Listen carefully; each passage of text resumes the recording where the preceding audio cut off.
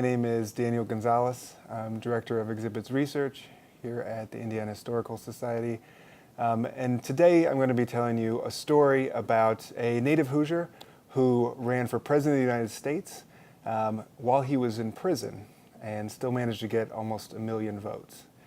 So now I'm going to eat this pepper and hope it's not as bad as I think it is.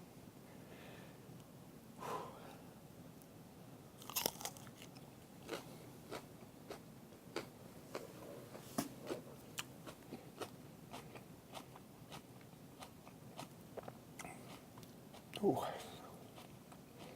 Okay.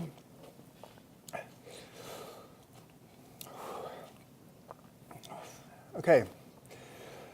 So the native Hoosier that I mentioned was Eugene Victor Debs.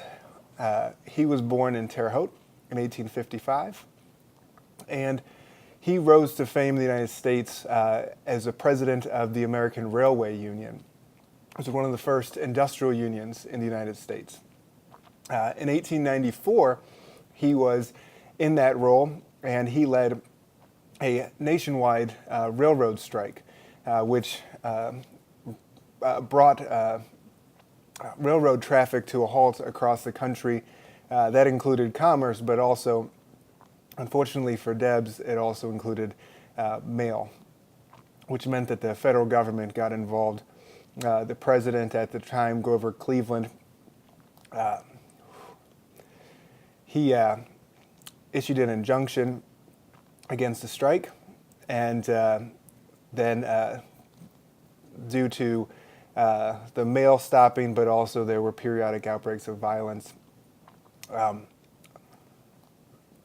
So he issued this injunction, National Guard got called out, and the whole strike ended with Eugene Debs behind bars for the first time that he went to jail.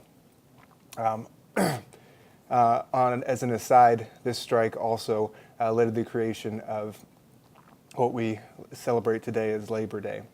But back to Debs, while he's in jail, he does a whole lot of reading, and he ends up forming and adopting the political philosophy, that he would hold to the rest of his life.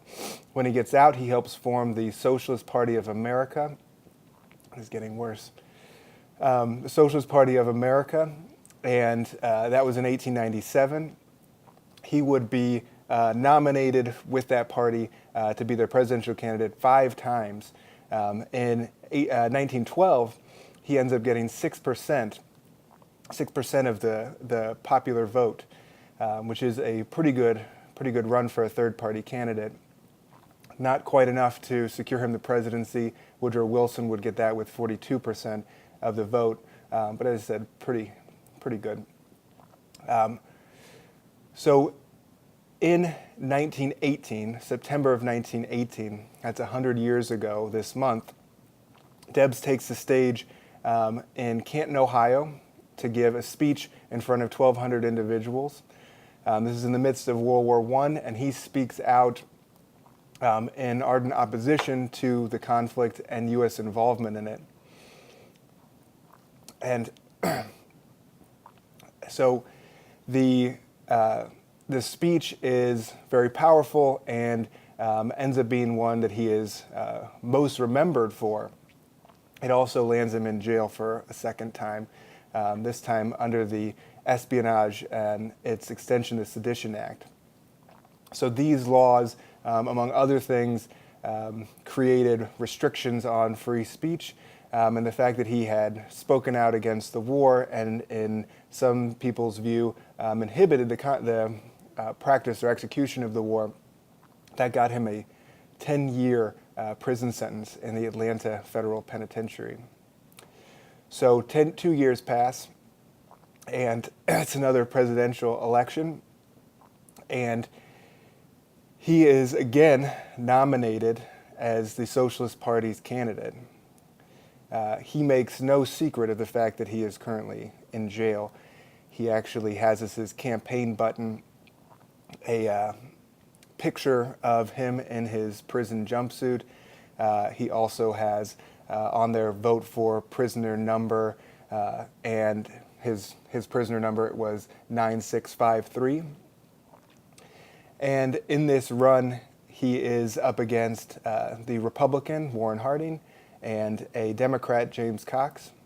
And he ends up having arguably his most successful run from prison. He gets just over 913,000 votes, the most of any socialist party in United States history. And that's what I've got. I'd love some of that milk. Thank you.